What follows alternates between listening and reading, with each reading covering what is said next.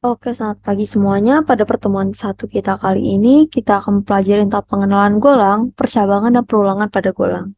Ayo kita akan masuk-masuk ke materinya. Jadi, golang itu adalah bahasa pemrograman yang dikembangkan di Google oleh Robert Grimsmer, Rob Pike, dan Cam Thompson pada tahun 2007 dan mulai diperkenalkan ke publik tahun 2009. Kelebihan dari Golang mendukung konkurensi di level bahasa dengan pengaplikasian cukup mudah, parallel processing, memiliki GAP, mendukung pemrosesan data dengan banyak prosesor dalam waktu yang bersamaan, egg collector, proses kompilasi sangat cepat, bukan bahasa pemrograman yang bersifat hierarki, dan bukan strict OP, memberikan kebebasan ke developer perihal bagaimana cara penulisan kode. Lalu kemudian tipe data. Tipe data yang pertama ada tipe data numerik non-desimal. Di dalam tipe data ini ada dua, yaitu UIN, tipe data untuk bilangan cacah, dan IN untuk tipe data bilangan bulat. Template-nya itu adalah D, pada digunakan untuk memformat data numerik non-desimal. Yang tipe data yang kedua adalah numerik desimal. Dibagi jadi dua, yaitu float 32 dan float 64. Perbedaannya itu adalah lebar cakupan nilai desimal yang bisa ditampung. Template-nya F, digunakan untuk memformat data numerik desimal menjadi string. Lalu kemudian tipe data yang ketiga adalah boolean. Tipe data boolean dideklarasikan dengan menulis bool yang berisikan hanya dua variasi nilai, yaitu true dan false. Yang digunakan adalah T untuk memformat data bool. Yang keempat ada tipe data string. Ciri khasnya tipe data string adalah diapit dengan tanda quote, yaitu keistimewaan string yang dideklarasikan menggunakan backtick adalah membuat semua karakter di dalamnya tidak di-escape, termasuk N, tanda petik 2, tanda petik 1, baris baru, dan lainnya. Lalu kemudian kita akan masuk ke dalam operator dan konstanta. Operator yang pertama ada aritmatika. Operator yang digunakan untuk operasi yang bersifatnya hitungan. Golong mendukung beberapa operator aritmatika standar. Kalian bisa lihat di situ contoh dari operator aritmatika. Lalu kemudian yang kedua ada operator perbandingan. Digunakan untuk menentukan kebenaran suatu kondisi. Hasilnya pasti cuma true dan false. Nah, kalian bisa lihat contohnya bisa di situ. Lalu kemudian operator yang ketiga ada logika, yaitu digunakan untuk mencari benar atau tidaknya kombinasi data bertipe boolean atau boolean. Nah, kalian bisa lihat di situ contohnya. Lalu kemudian ada konstanta. Jenis variabel dan nilainya tidak bisa diubah. Inisiasinya nilai hanya dilakukan sekali di awal. Setelah itu variabel tidak bisa diubah nilainya. Cara penerapan konstanta sama seperti deklarasi variabel biasa dengan mengganti keyword var dengan const. Lalu kemudian kita akan masuk dalam percabangan. Percabangan pertama ada if, else if, dan else. Seperti yang nanti akan saya contohkan di ACT. Perbedaan mencolok dari percabangan ini adalah dengan percabangan lainnya adalah terletak pada tanda kurung. Di golang itu tidak perlu ditulis. Yang kedua ada percabangan switch case, yaitu seleksi kondisi yang bersifat untuk fokus pada satu variabel yang kemudian akan diperiksa nilainya. Bentuk umumnya bisa kalian lihat di situ. Kemudian kita akan masuk ke dalam perulangan. Perulangan dalam golang itu hanya ada for, tapi dibagi jadi tiga for-nya. Yang pertama ada for yang biasa, yang kedua ada for dengan argumen yang konsepnya mirip seperti while di bahasa pemrograman lain. Yang ketiga adalah for tanpa argumen keyword. Yang digunakan adalah keyword break dan continue. Nah, keyword break ini digunakan untuk menghentikan secara paksa sebuah perulangan. Sedangkan continue dipakai untuk memaksa maju ke perulangan berikutnya.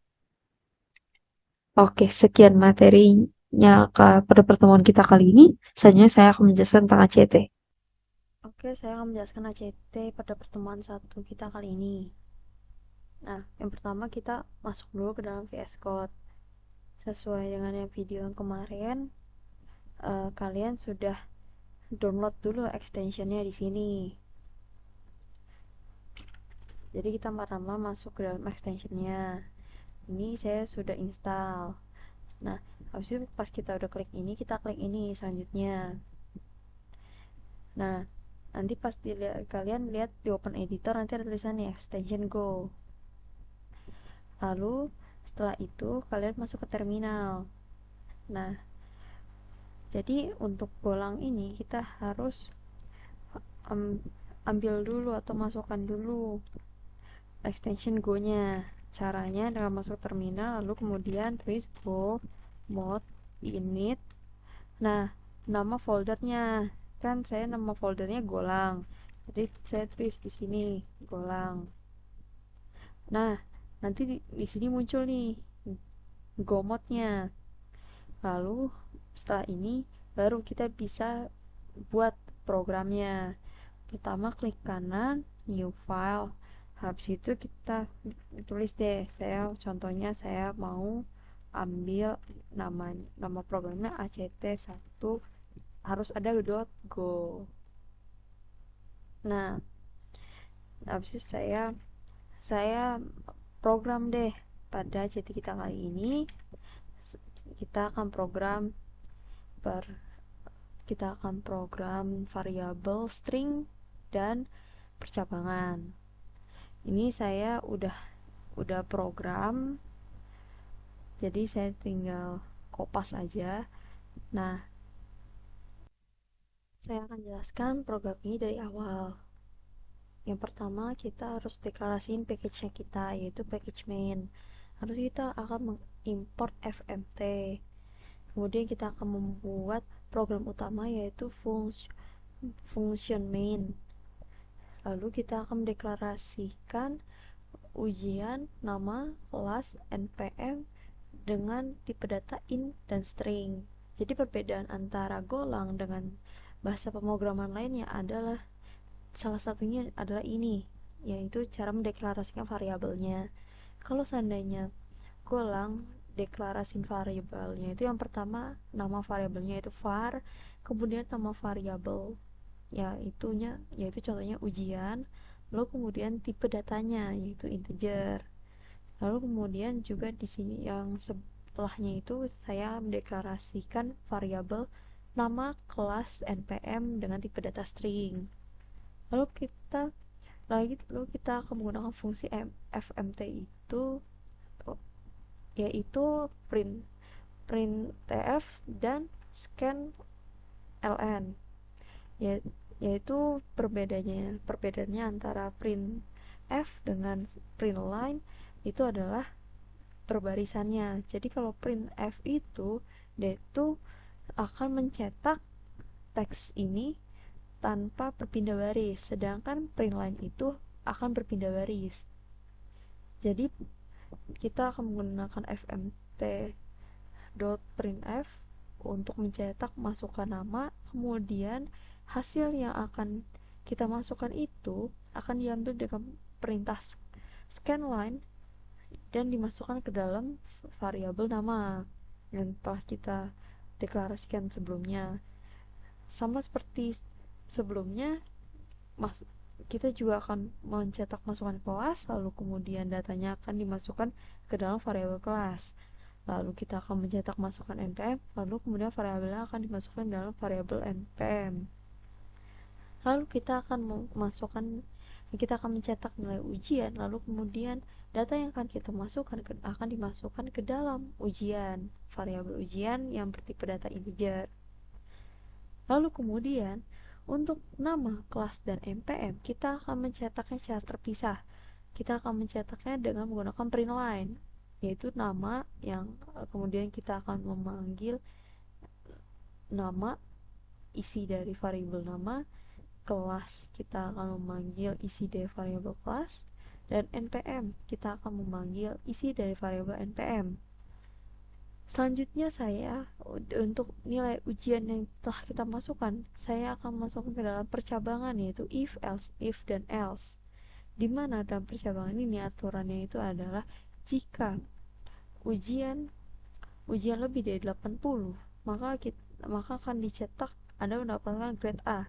Jika ujian lebih dari sama dengan 60, maka akan dicetak Anda mendapatkan grade B, dan selain itu, maka akan cetak Anda mendapatkan grade C. Untuk lebih jelasnya, saya akan merun program ini, yaitu dengan cara go run nama programnya, yaitu act1.go. Nah, seperti ini.